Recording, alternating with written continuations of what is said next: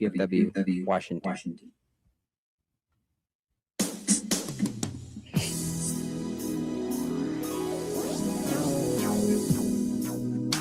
We people who are dark of the blue,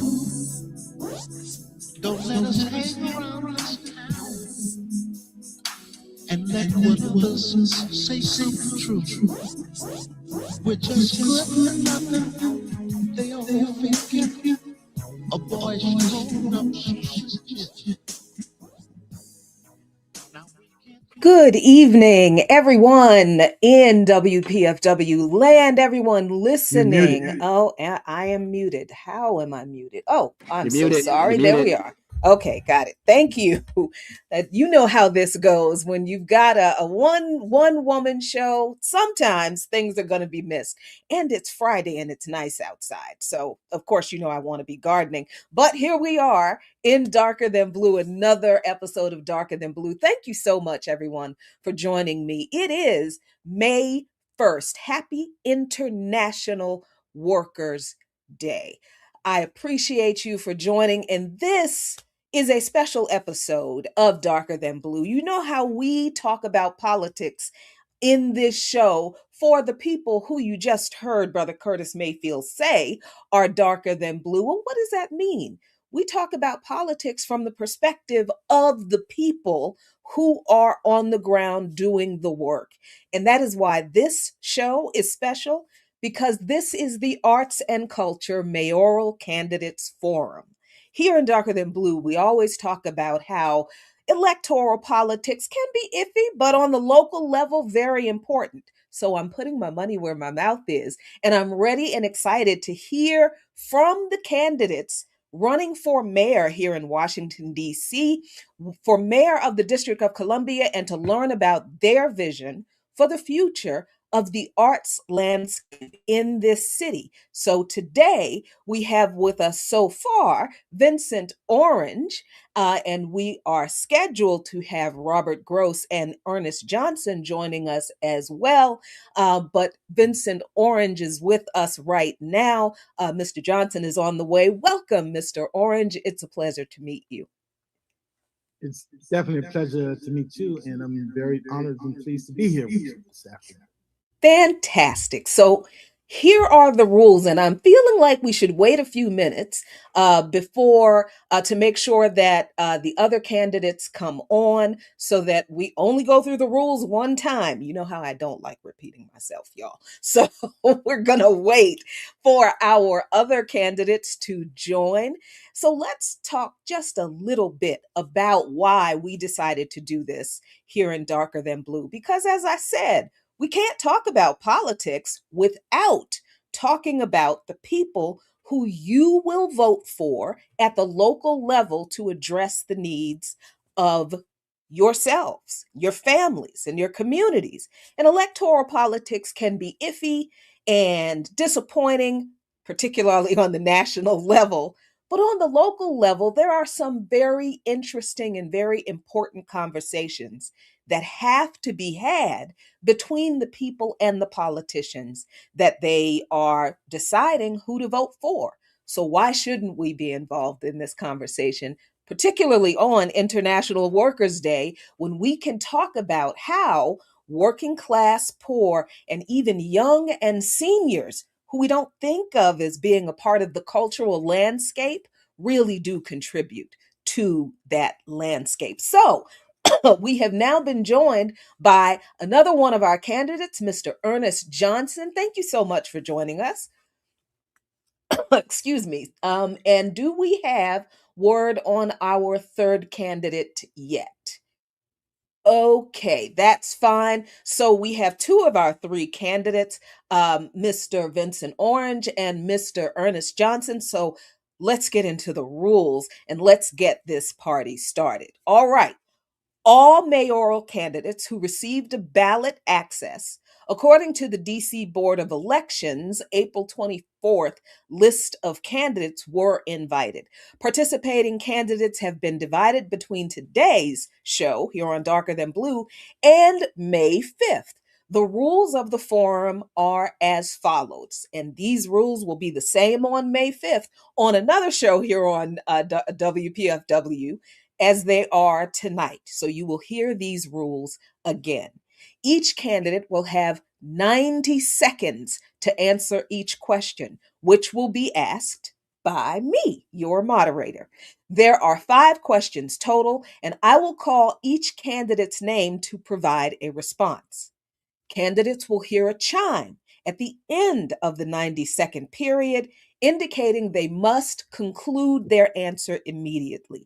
Failure to stop speaking and ignoring the end of their time may result in the candidate's microphone being cut. And so that you won't be mad at me, it's not me that's going to cut your microphone. It's the engineer, but we're just letting you know that we have to do this due to time limitations on this show in particular. So there will be no rebuttals and there'll be no time for guest call in. But on May 5th, there will be time for that. So we ask candidates to engage in respectful participation and conduct, demonstrating respect for all viewpoints. We also ask candidates not to engage in any disorderly or disruptive behavior, and a reminder to silence all phones and devices during the event to mitigate distractions.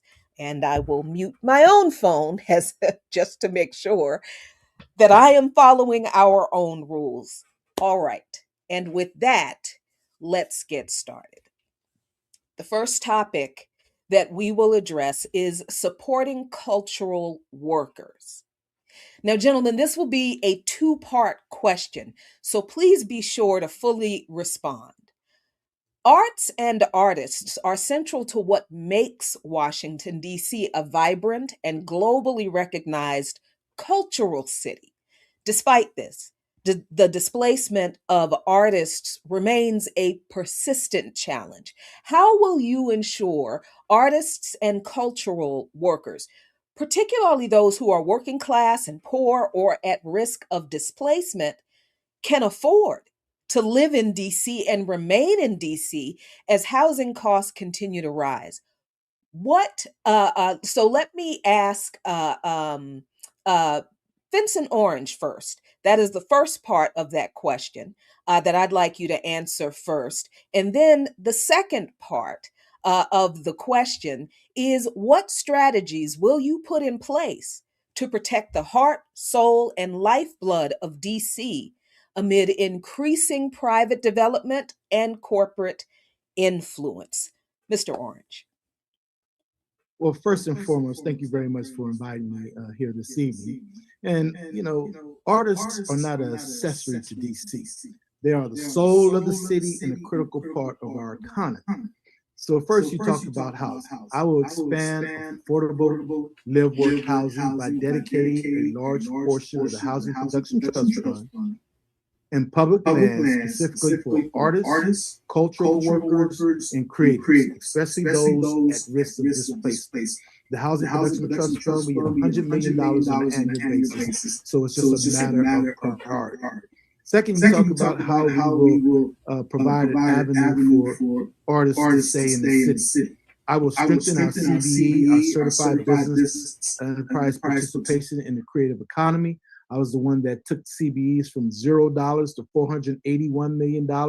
Now it has mushroomed to $1 billion that will be spent with our certified business enterprise community. And I will make sure that the creatives, our artists, and our cultural workers are part of the equation to be able to access some of that certified business enterprise money. Thirdly, I will require community cultural impact plans in every major development. So growth does not erase a culture. It does not replace a culture. It invests in the culture. So we have a lot of development that's taking place, but it needs to coincide with the arts and culture community.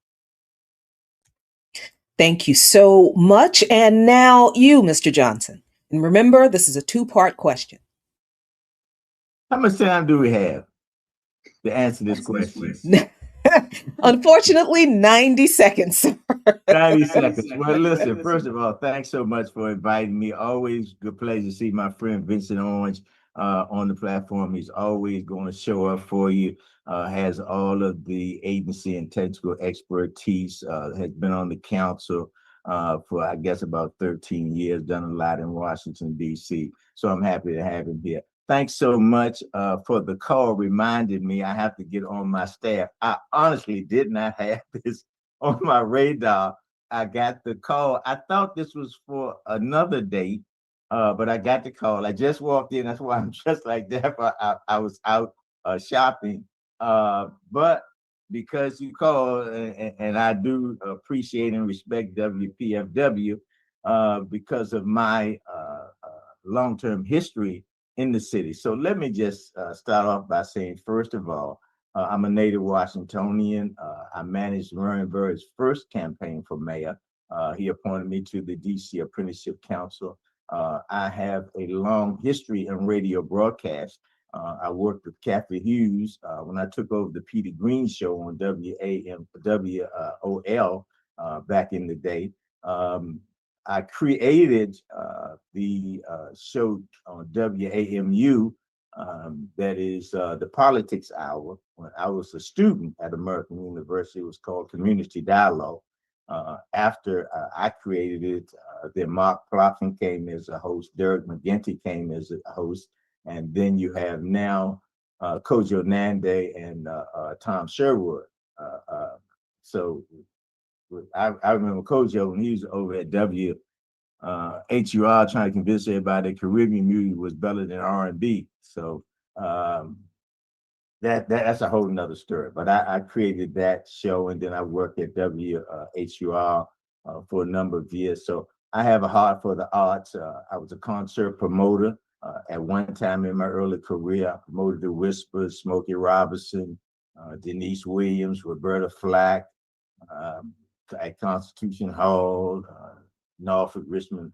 So I have a long history of the arts, and I have a high appreciation for them. You just heard my good friend Vince really give you the financial background and where the dollars would actually come from. My position, and he know, and I like to just share with you, our problem is we have lobbyists and developers who have a grip on our finances.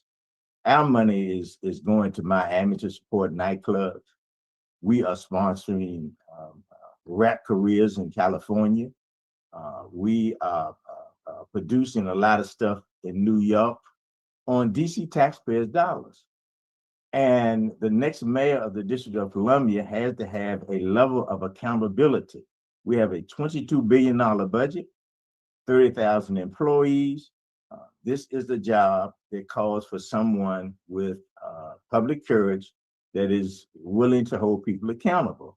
In terms of affordability, which is an excellent question, everyone, not just the Black community is suffering the most, but everyone, even the white community now, is realizing the unaffordability issue in the District of Columbia. And that is because over the last decade, we have spent $22 billion redeveloping the city. The lobbyists and the developers, they do not hire DC residents. They do not honor their affordable housing agreements. DC has a reputation. Once you get the agreement signed, you don't have to do anything because nobody's going to follow up. Nobody's going to hold you accountable. Well, they got news for me. My first 90 days in office, I'm going to have an audit, speak with Kathy Patterson. If she needs to bring in a couple of law firms, we're going to audit the last 36 months of development in the District of Columbia. Okay, thank you. I was just about to tell you that your time's up, but thank you very much. That's a consummate professional there. Thank you. Appreciate both of your answers. Now let's turn to public education and cultural and creative programs, because public education does play an important role in cultural and creative programs that were universally accessible in DC public schools that I experienced myself, and I'm sure both of you have as well. All of the wonderful programs that we had that weren't just reading, writing, and arithmetic at Ballou Senior High School, where I graduated from. The arts, I learned how to work stage lights in the drama program. I learned how to put on a full drama program, and many students, I know that you are aware, learned how to play instruments and do many other creative cultural things. Public school programs and even the summer youth employment program have been key to developing that kind of access or spark to grow a community of cultural workers and artists among our youth that is also supported by our seniors and enjoyed by our seniors. So, DC public schools have now been outsourced. These programs in DC public schools that used to be a part of the budget for DC public schools have now been outsourced to community nonprofits, which are often smaller, lesser funded, and serve limited number of young people. So all of our students don't get the access to these programs anymore. Mr. Orange, what's your vision for DC public school curriculum and returning the responsibility of students' arts, civics, and cultural development back to the DC government, ensuring that these opportunities are holistically and equally distributed across all 250 public schools and every student that attends them? Well, arts, civics, and culture must return to the core of public education. I recall my public education, it was full of arts, it was full of culture. I had teachers that actually sent me to music camp where I played trumpet, played drums, also, was in the choir. It was a critical part of my development. And that public education, it was solid. It was so solid that when I was in junior high school, president of the student body, that teachers sought me out to become what's called a better chance student. And then I received a better chance scholarship and went away to boarding school. But even there, arts, culture, it was present all the time. And I sit here today before you as because of that foundation as an attorney, certified public accountant, and 4 degrees, but it's because of building that character as a youngster. So I will restore in-school arts educators, cultural programming as part of the standard curriculum, and hear me, part of the standard curriculum. We'll partner with local artists as teaching artists, creating career pathways while enriching our classrooms. We must ensure and integrate civics and DC cultural history into learning so students understand their city and their role in it. And that's the reason why I established DC Emancipation Day, the only public holiday in the District of Columbia. It's been a holiday now for 26 years, where once again, we learn about our culture, we learn about our history, and it must be a part of every student. Finally, what are the measured outcomes? The measured outcomes will be universal access, stronger student engagement, and a new generation connected to DC's cultural identity.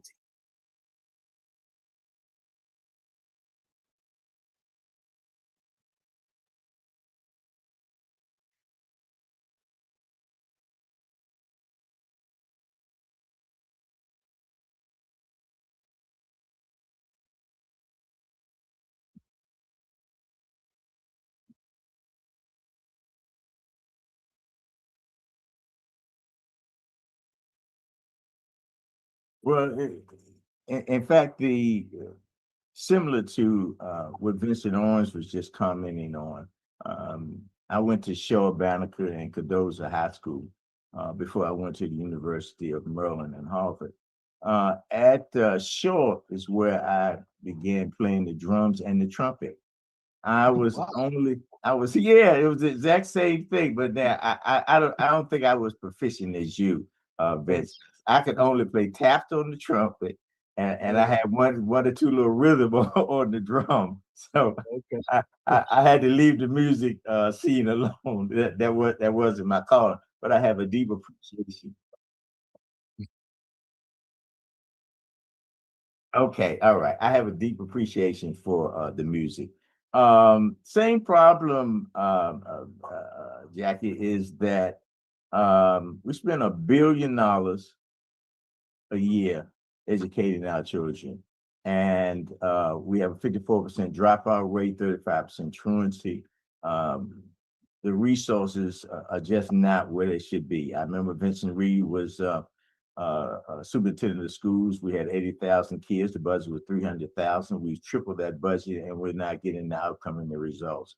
The music and arts programs have all been pretty much eliminated. We don't have nurses in our school, the type of counselors that we need, we really don't have. So my thing is to reorganize schools first basic from PK to the 5th grade, that they become proficient in the basics, reading, writing, and arithmetic.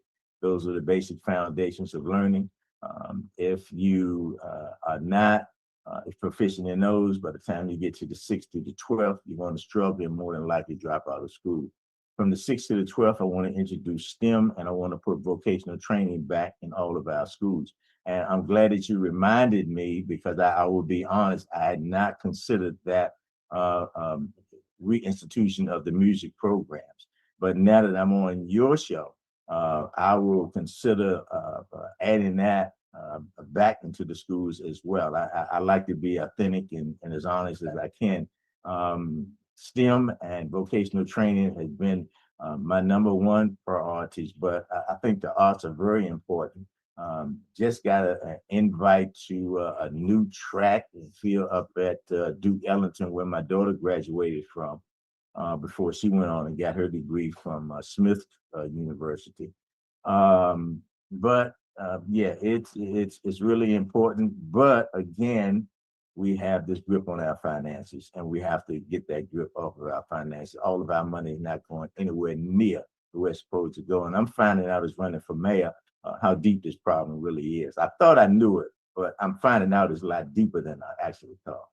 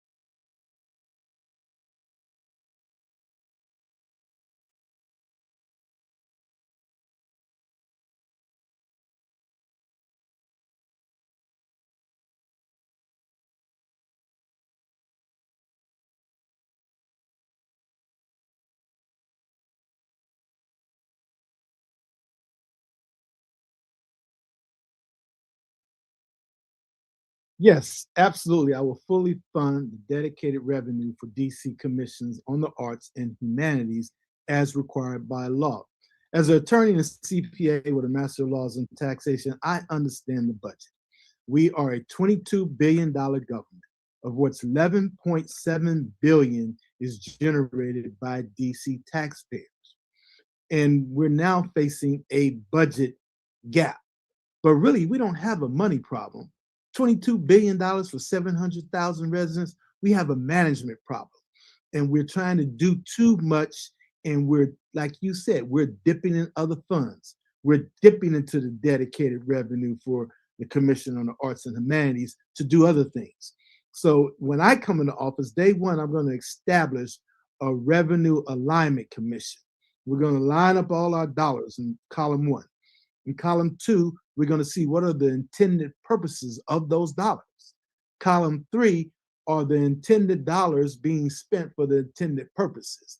And then the final column is going to be surpluses. Like right now, we budget for 4,500 officers, but we only have 3,100 officers. And this has been going on for the last 4 or 5 years. What happened to the money for those 1,400 FTEs? We could use that to make sure that we're funding Commission on Arts and Humanities. The paid family leave, same thing. It doesn't cost as much as they say to run that program, but they take the excess dollars and do something else with it. And Lord knows those traffic cameras. I mean, traffic cameras, they hit you, it could be more than your car payment. Sometimes it approaches your mortgage payment. And so we got to bring that under control as well and make sure that we protect the arts funding as a core budget priority, not a discretionary act. Ensure funds reach the working artists, youth programs, and community-based organizations. How do we measure it? Predictable funding, stronger organizations, and a thriving arts ecosystem that we fund fully. Thank you so much, Mr. Orange. And I just have to admit to everyone who's listening and watching, I was trying not to laugh because I'm supposed to be unbiased as a moderator, but man, those traffic cameras, y'all know, y'all understand. Yeah. It's hard out here with these traffic cameras. I'm afraid to drive. And now they give you a ticket if you stop and roll over the line. And that's $100 ticket. I'm scared to drive. I'm scared to stop. We know that this is a problem. So, Mr. Johnson, what's your answer to this question? Thank you so much. 90 seconds. It's a very good question, and as always, and I just want to encourage the WPFW listeners who are listening to your program to call your friends, your neighbors, invite everybody. You're getting some real good information here. You're getting some real good input. So call your friends, let them know to tune in because we're really digging into some stuff. And Jacqueline has laid this thing out, and she got a Lori and Nicole and Karen and a whole bunch of her crew here. So. Basically, my position as mayor will be to remove the traffic cameras. I'll be, I'm always, being honest with you. I obviously have an impact study and see what different revenue will come from that. But as Vincent said, we don't have a shortage of funds. We have a management issue for real, and have a problem with special interests and lobbyists who are really taking our money out of the city. And nobody's holding them accountable. That's the real issue. As I learned from working with the late Mayor Marion Barry, you have to hold people accountable, and the people have to have accessibility to you. So one of the things as mayor that I will have is open house every Saturday. From 8 a.m. to 2 p.m. You can come and see me at the Wilson Building. You do not need an appointment. Just come on down, let me know. Everybody gets 10 minutes with the mayor to let me know. And that's how I kind of know what's going on and have my eyes on different situations. But we're missing so many great opportunities. For instance, the RFK redevelopment deal. That's a $1.3 billion giveaway to a subsidy that I'm already in negotiations with Allen & Porter Law Firm to step in and renegotiate that deal on our taxpayers' behalf. What I want to do is make DC residents 26% owners of the team, and we do that by buying out all of the minority owners. I've already spoken to Magic Johnson and them about it. They love it. I'm giving them a 10% return on their money. They get a first chance for a new ownership opportunities. They get a chance to participate in community development projects. And we already will have a group that we just built out that are able to help us raise funds to fund the stadium deal. But that gives us a true seat at the table. We have what is known as tag along rights. So 10, 15 years from now, if they decide to sell the team, we get 26% of whatever the value of the team is at that time. And anybody who knows about an NFL franchise, that value is only going to increase. We're never going to lose money on that. But as 26% owners, we now have a say in hiring. We now have a say in Say, for instance, Jackie, you have sons or nephews who have a good vending business that needs to go in there.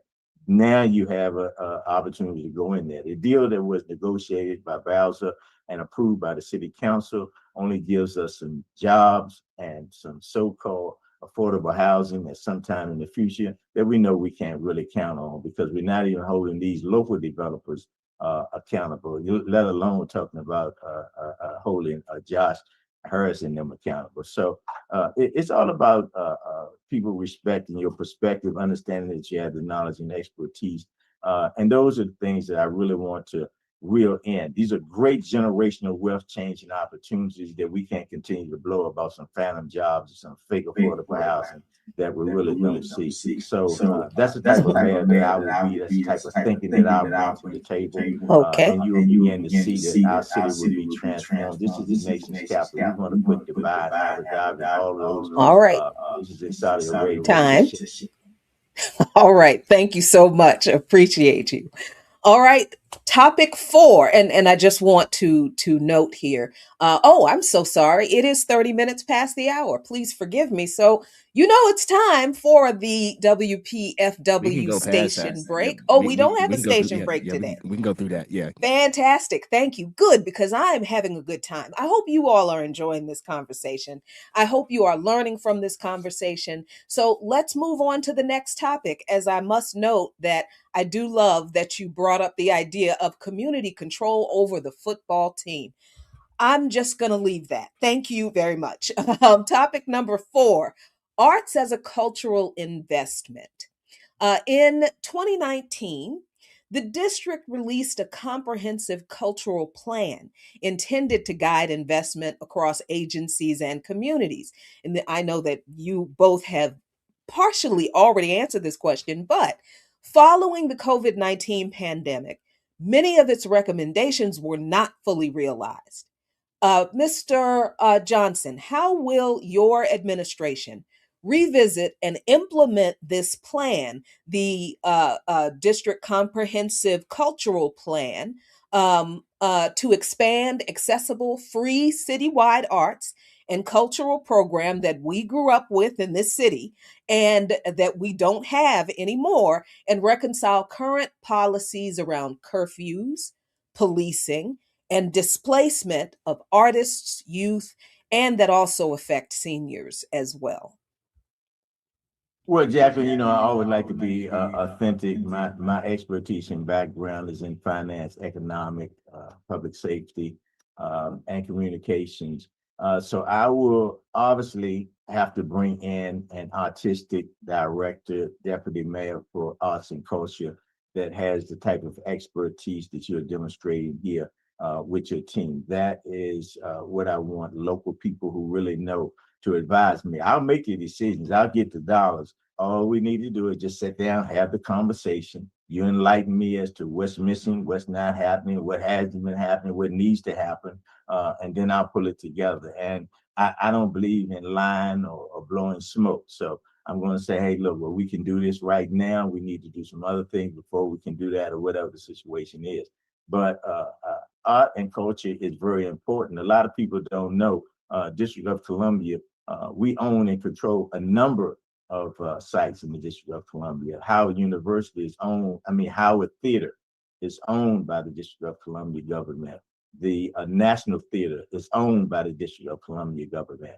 There's several revenues. The Lincoln Theater is owned by the District of Columbia government. We lease these properties out to different people to manage. And I have to give a shout out to the 930 Club for turning the Lincoln Theater around after giving Rick Lee from Lee's File Shop an opportunity to do the same. Was not able to do it. Vincent Gray, the former mayor, took that from Rick. Rick was upset, but we cannot have a situation where you are placed in charge of places like the Lincoln Theater. Howard Theater is having problems as well. I think they're like $3 million behind in their property taxes, a couple of other million behind in the lease agreement with the District of Columbia. And we can be as forgiving as possible, but When you look at the 930 Club, when they took over the Lincoln Theater, they weren't coming back to the budget table every year asking for money. They started implementing plans for people to come in and generate revenue. And that's what we have to do. We have to look for those things. The National Theater is the same thing. Those things are thriving. So we want people to come in with expertise. We have compassion for everybody, but we just can't let you sit in these spots if you're not going to turn them around. And we can't afford to lose them. These are cultural, historical sites that we just can't have sold off and turned into condominiums and things of that nature. So in that regard, one of the personal things that I've been working on for the last 10 years. I'm so sorry. That's time. I'll wait. Yeah, I'll wait. Okay. All right, now, Mr. Orange, what about you? How will you handle this situation, particularly with the second part or the latter part, managing all of these, renewing the access to these spaces for these cultural opportunities against the current policies of militaristic repression and removal of our youth, of our cultural workers. How do you? What is your answer to this?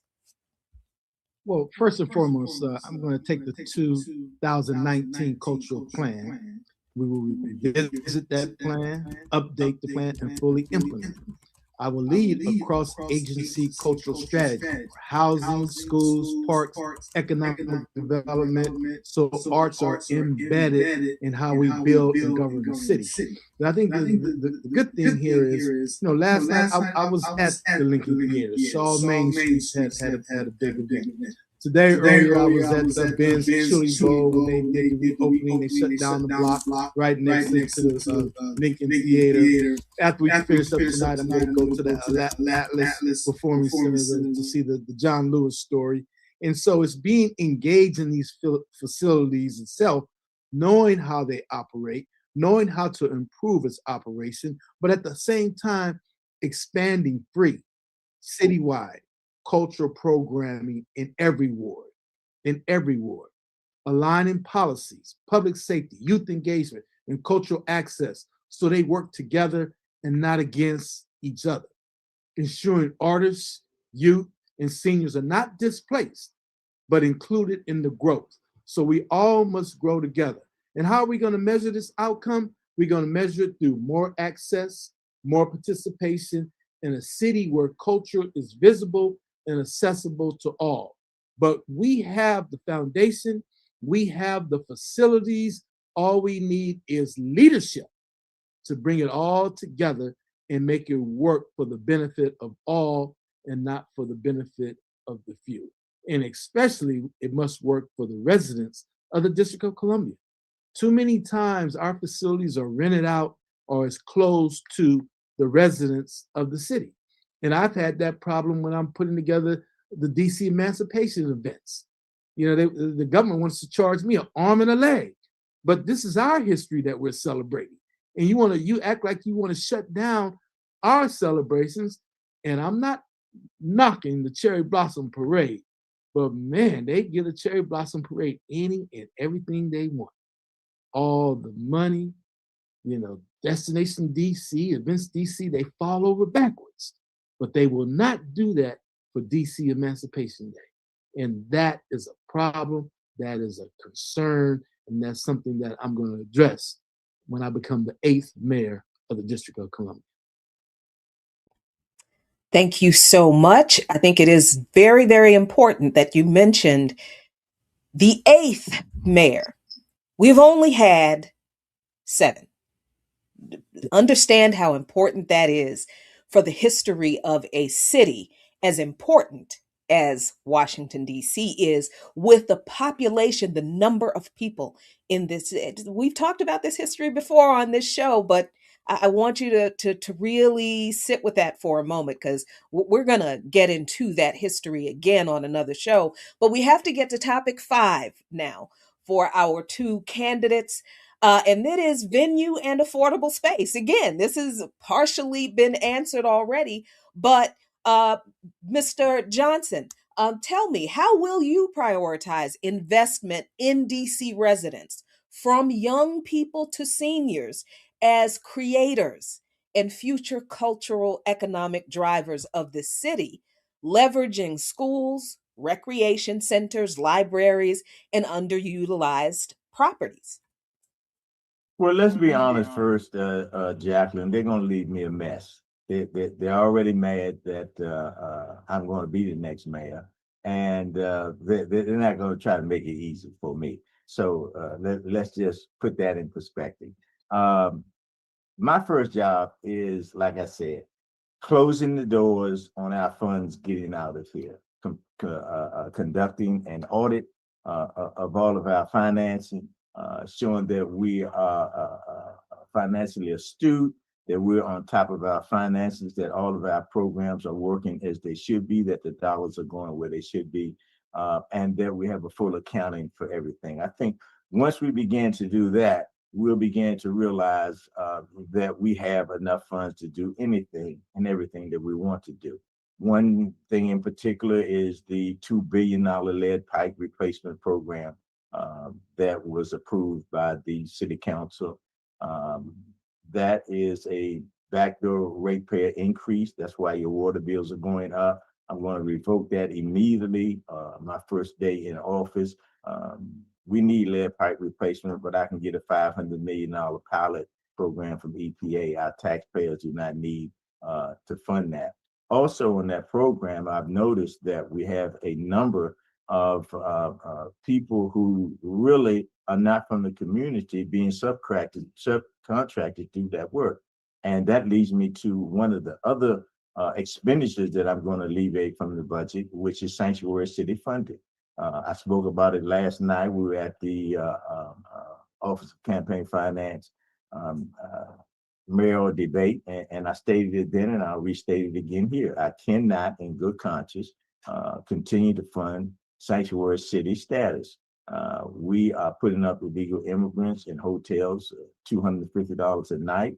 We're giving them free EBT cards, free health care, free education. And at the same time, as a native Washingtonian, I watched Black Americans die on a waiting list for affordable housing.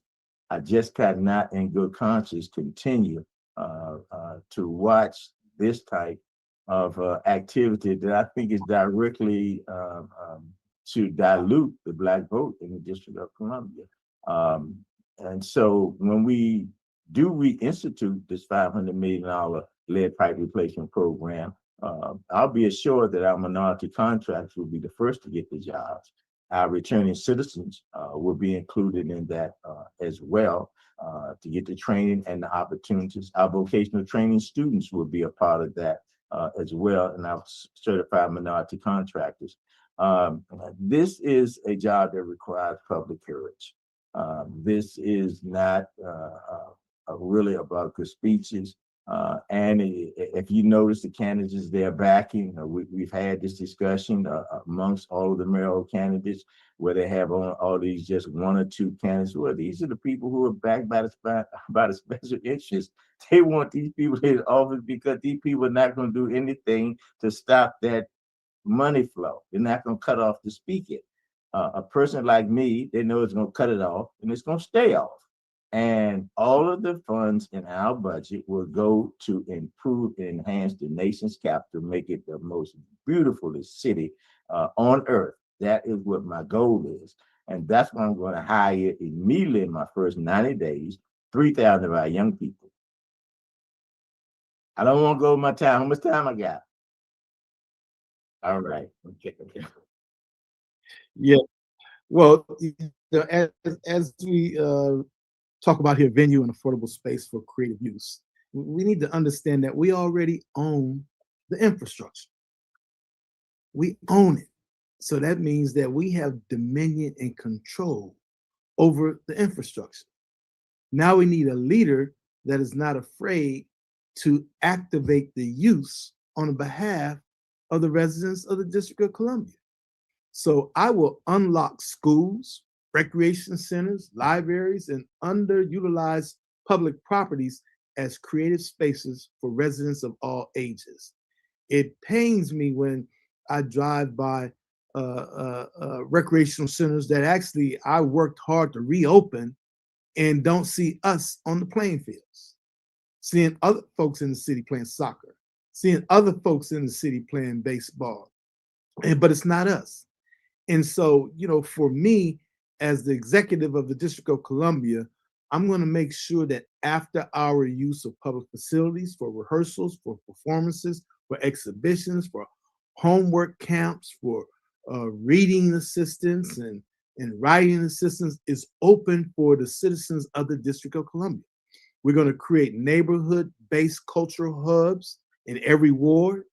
We're going to support our youth and our seniors as creators, not just as consumers. They always want us to be the consumer, but we want to have our cultural experience and also provide an opportunity to be owners and to be sellers. And at the same time, I will work with developers to include affordable, creative space in new projects. We control it. We write the prescription. We write the rules for you to develop in our city. So therefore, there must be affordable, creative spaces. And finally, how do we measure the outcomes? More accessible venues, more community-based creativity, and a strong pipeline of cultural talent, as well as the utilization of all the facilities that we own. And I just want to jump in here and just kind of chime in right behind Vincent Orange on that particular space, because I always like being authentic. Where government-owned property is involved, I've been a strong advocate. The Reeves building on 14th and U Street, I've been fighting for 10 years to stop that building from being torn down. Marion Bird dedicated it in '87. It has historical significance. We have submitted a $100 million redevelopment plan to the city for retail on the first and second floor. The NAACP has agreed to rent the seventh floor. I want to bring BET Black Entertainment Television to occupy the eighth floor and have municipal services on the third, as well as community museum on the fourth floor. I have fell out with Dave Chappelle for agreeing to partner with some developers to use his name on a development project about a Dave Chappelle auditorium, which I told him was nonsense. And then they were coming in with, they were going to do due diligence and something. I said, well, why don't you just also propose a Harriet Tubman bathroom, John Lewis hallway? We're not that slow. So bottom line of it is, and I just want to just be transparent and authentic with this. With government-owned properties, whether it's schools or other things, my first priority is going to be affordable housing. And that is something that I'm really dedicated to. So that would be my number one priority. And then from there, if we can open up some additional art spaces, that's cool. But I think we have enough right now to come back underutilized when we talk about Lincoln Theater, Howard, Atlas, National Theater, and other locations like that. And with the Wolf opening up with the Anthem, I just think we have enough entertainment spaces right now. But we just need to have access to those spaces. Okay, we do have a question from the participants, from the people, one of the people who registered. They ask, the question is, what will be done to address the 9-year vacancy of the DC Poet Laureate?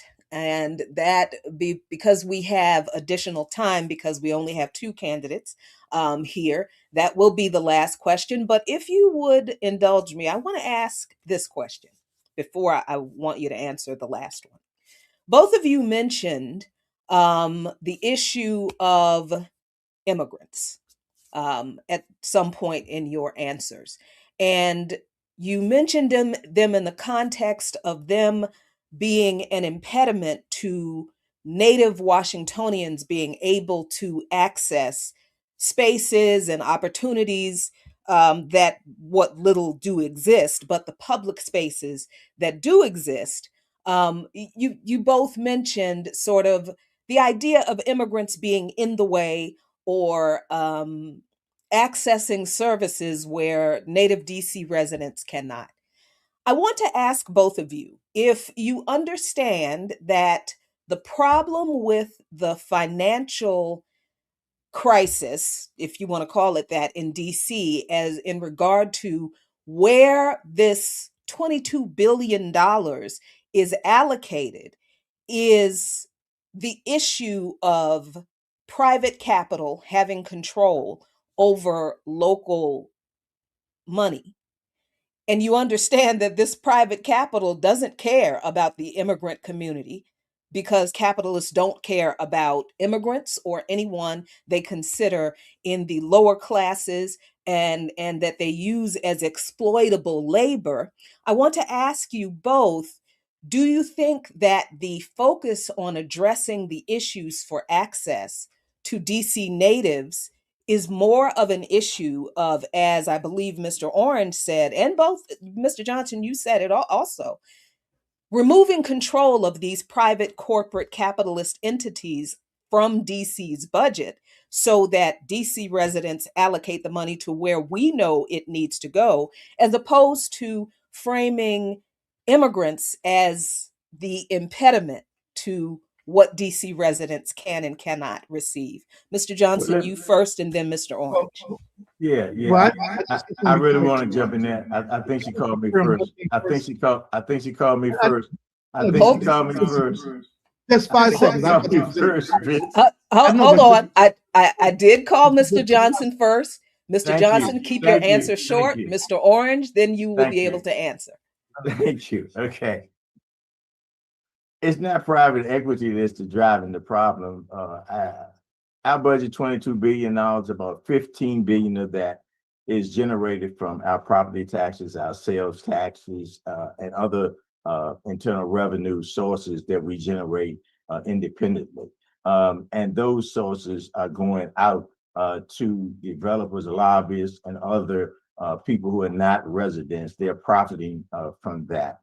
In terms of the illegal immigrant status, it's not that they're in the way. As an African American, I view things from an historical perspective. The African Americans have been trying to emerge from slavery, which is a unique history to America, period, for 400 years of free labor. My thing is everybody is deserving of an opportunity in the District of Columbia, but there is a line. And we can't have people just jumping the line or other people putting them in front of the line. I just think that you take care of home first. And then that's where charity begins. And then if there are other opportunities, you provide that. But we can't have our veterans who fight in wars in homeless shelters, sleeping on the streets, while we're taking care of everybody else. Plus, it is a bad omen to send out that you will take care of everybody, because it is completely unrealistic. Washington, D.C. can't do it, and America can't do it. Well, Jack, I just want to make it extremely clear. I have not spoken on the issue of immigration tonight. I did not say one thing about immigration. Now, Mr. Ernest Johnson, in my views, we differ there. But I just wanted to be clear. This is the first time that I am addressing anything as it relates to immigration tonight. Okay. Now, as it relates to what we should be doing in the District of Columbia, I believe that if you are a resident of the District of Columbia, you pay taxes in the District of Columbia, then you should enjoy the rights that everyone enjoys as a resident and citizen of the District of Columbia. Because we all face some form of disenfranchisement, and we all want to be treated as equals. Now, when I was talking about our properties, I was talking about our ball fields and our theaters being used by people from Maryland and Virginia. Those are the folks that are coming in and utilizing our facilities, because the government is, from their perspective, they're generating revenue from that source, but they're I generating see. this revenue. Yeah, they're generating this revenue at the expense of the residents of the District of Columbia, and in particular, our youth. And so we want to get on our youth for being out in the streets, but what are we providing them access to? Are they able to come into Turkey Thicket and play ball, or go swimming, or to have yoga courses? Are they able to go into North Michigan Park Recreation Center, Brentwood Recreation Center, to go to our ball fields and organize and play soccer, or even to go? We're providing $800 million for the renovations of the Capital One Arena, but who has access to it? It's an $800 million project, that entire area. But who has access? I see. And we need to ascertain who's going to have access when they build this $1.5 billion Commander Stadium. Who is going to have the access? Is it going to be our young people? Is it going to be the residents of the District of Columbia? That's why I have proposed that the University of District of Columbia become tuition free for DC residents. I see. Tuition free. So, Okay. that's how I enter this discussion, and making sure that our $22 billion government works for the 700,000 residents of the District of Columbia. Okay. Black, white, Asian, what have you. If you're a resident of the District of Columbia, this government should be working for you. Okay. Thank you so much for clarifying what you said before. I appreciate the clarity. Thank you very much. The DC Poet Laureate in the last minute, and then we have to close. Mr. Johnson, no DC Poet Laureate for 9 years. What are you going to do to address that? And then Mr. Orange, and then we will have to go.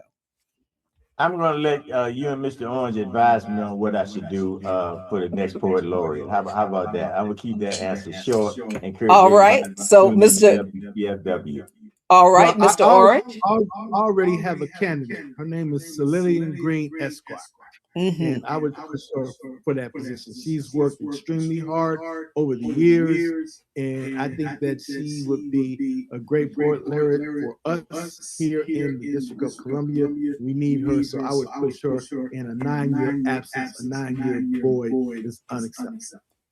Thank you so much, Vincent Orange and Ernest Johnson, for coming on to Darker Than Blue this evening for this DC Arts and Culture Mayoral Forum. I appreciate your answers. I appreciate your graciousness.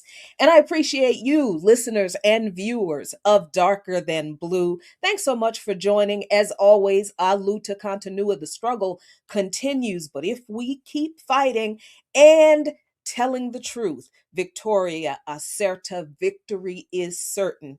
Peace. Thank you so much. Thank you. Appreciate it. We're looking forward to that closing statement, though. I thought we was gonna get 30 seconds for that, but you went on to close us on out. Well, yeah, the closing question was the last question about the poet laureate. Yes. Okay. I wish you would have said it. I would have went on a little bit longer. But listen, thank you so much. You caught me. I was completely unprepared. I'm glad I got the call. I thought this thing was on a whole nother day. I did the best I could with what I had off the top. I hope that was helpful.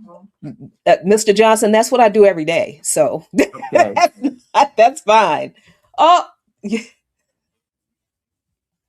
okay. All right, then. Well, they just shut the thing down. And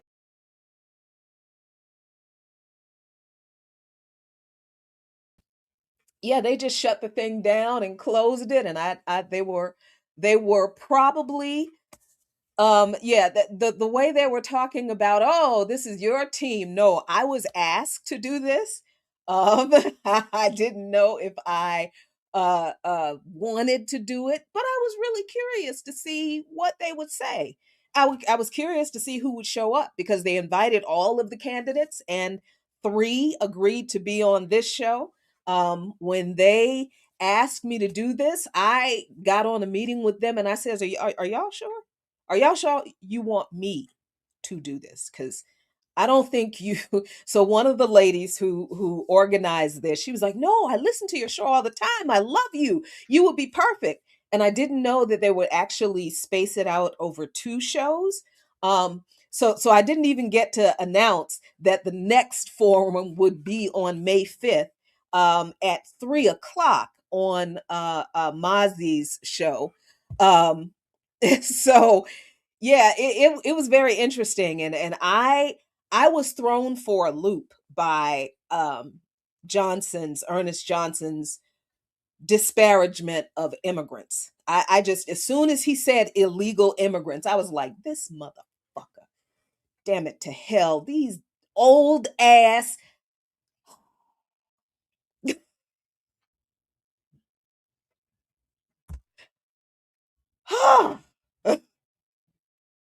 these old ass people, old ass black folks who have this problem with immigrants, and still talking about slavery is unique to America. Motherfucker, how do you think we all got to where we are? Why do you think it's a whole diaspora? It's because there was slavery everywhere. And he went to American University? What the fuck? Oh my Jesus Christ. I got a whole nother thing to do after this for CGTN. And I had to ask that because we had meetings.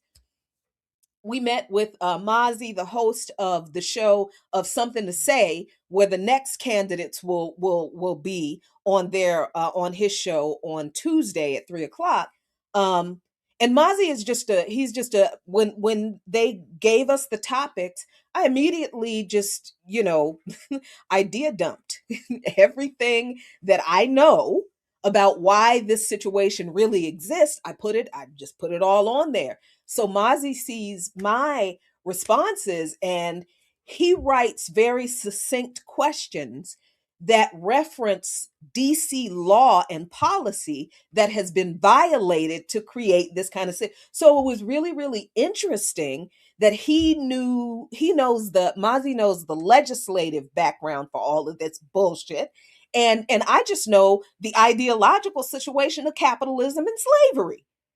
Capitalism, slavery, and imperialism. And I absolutely had to make sure that we talked about the criminalization of the youth, the influence of private equity and a capitalist privatization in the situation with the culture, the arts and culture scene in DC, because the whole thing is that the National Guard and the police and the youth curfews are all about criminalizing Black youth to keep them away from the arts and culture scene that the private entities have created for the gentrifiers, right? But I could, as the moderator of this candidates panel, I could not impose my ideas onto the questions, not directly. So I had to do it through the questions that we worked on together. So everything that was asked in these questions that had anything to do with private equity, that had anything to do with capitalism, that had anything to do with the criminalization of the youth. And I don't like talking about the youth in DC without talking about seniors too, because it's not like seniors have access to a whole lot of stuff anymore, because all of the places that seniors used to be able to go in this city to have a good time they don't exist anymore either for the same reasons. Right? So I couldn't, as the moderator of the forum, I couldn't outright ask those questions. And we were supposed to have 3 candidates, remember? But one of them, what was it? What was his name?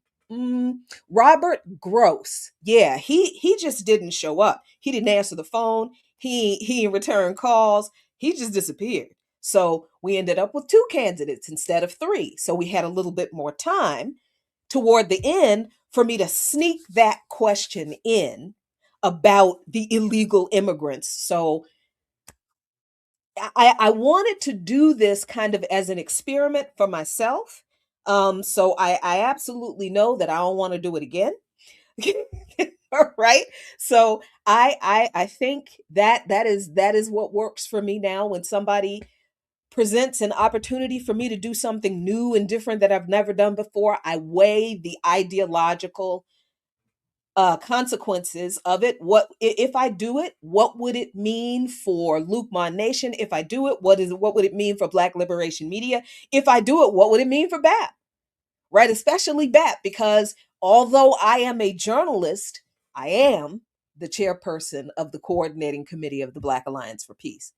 And even though I don't do everything as that in that capacity, a lot of people still see me. When they see me, they think of BAP. So I do have to be careful about what I do and what I engage in, and think about how that's going to reflect upon the people that I'm connected with, right? So I had to be, I knew that I was going to get some fucked up answers from some of these people, because Vincent Orange has been around for a long time, and yeah, and this other guy Johnson, I don't even know where the hell he came from. I'll tell you the truth, but as moderator, I'm there to facilitate the conversation. I'm not there as moderator to put them on, to engage in the political discussion with them. But since I had a little extra time at the end, oh yeah, I had to get my shots in about that illegal immigrant bullshit. And I'm glad that Vincent Orange corrected me, because when he said, okay, I wasn't talking about illegal immigrants. I was talking about, basically he was talking about white people. And he didn't want to say that, but that's what he meant. And I mistook that for talking about, the immigrants, the immigrant community, because on Sundays, yeah, they are all out in all of the parks playing soccer. But he was really talking about all of the people who don't live in DC, who are mostly white, using all of these spaces that our people used to have much more access to, because our government doesn't actually control these spaces. The control of these spaces, as they both explained, has been contracted out to private entities. So, of public spaces in DC, right? So, yes, I was very, very glad that I got the opportunity to address that at the end, and still ask the viewer's question about the poet laureate, which, Vincent Johnson, or I'm sorry, Ernest Johnson didn't realize, because he's so stuck on hating immigrants so much. So what I think about him and that. But um, yeah, I am glad that Vincent Orange cleared that up, what he was talking about. I appreciated his answers. I mean, I appreciated Johnson. I think it was Johnson who said that he would get rid of the speed cameras, of the traffic cameras. That's great. I want somebody to try. And I think both of them, some of their answers were great, but I do think that, listen, these are two people who are not going to operate outside of the system as it exists. Even though Vincent Orange acknowledged that private control over DC public funds is a problem, and Johnson even admitted that, but they're both very willing to still work with these entities. They're not really going to kick these entities out of the sphere of control over the tax dollars that DC residents contribute to this $22 billion that we don't get to see much benefit from, right? So I did what I could, as the cougar commie auntie that I am, in making sure that these connected issues of the criminalization of the youth, of the privatization of public education, of how it affects the youth.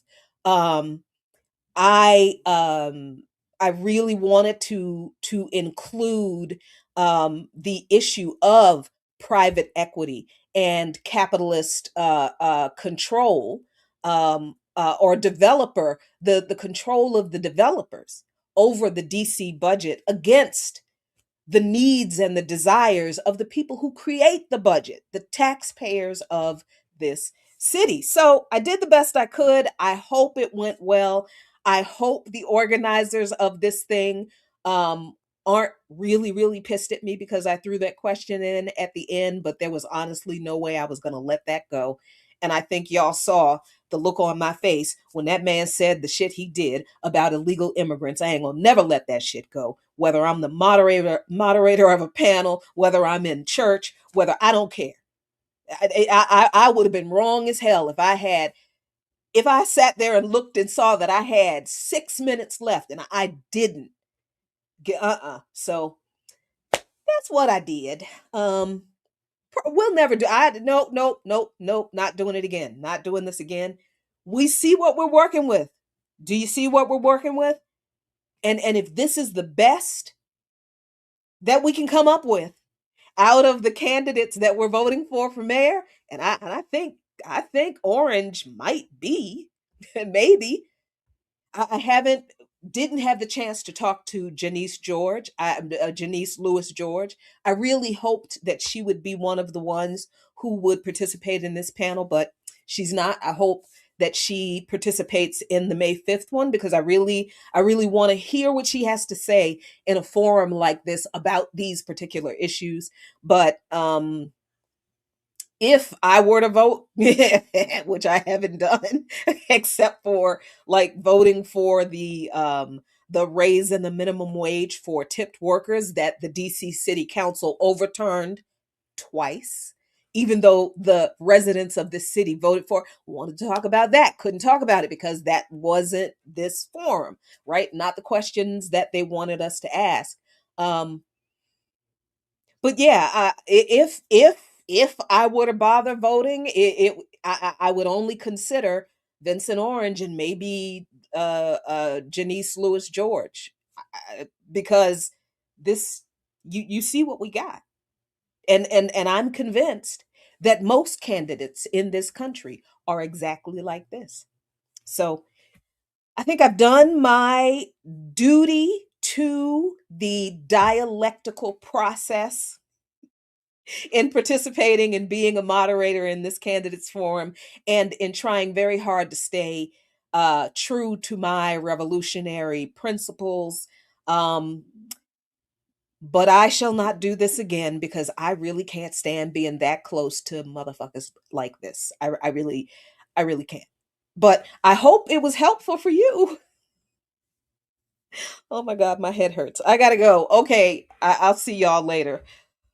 Ooh, back to regularly scheduled programming next week. All right. Peace, y'all. Have a good weekend. I think it's going to be nice. Get outside, get in the sun, do some fun things. Oh, I need to cleanse. Peace.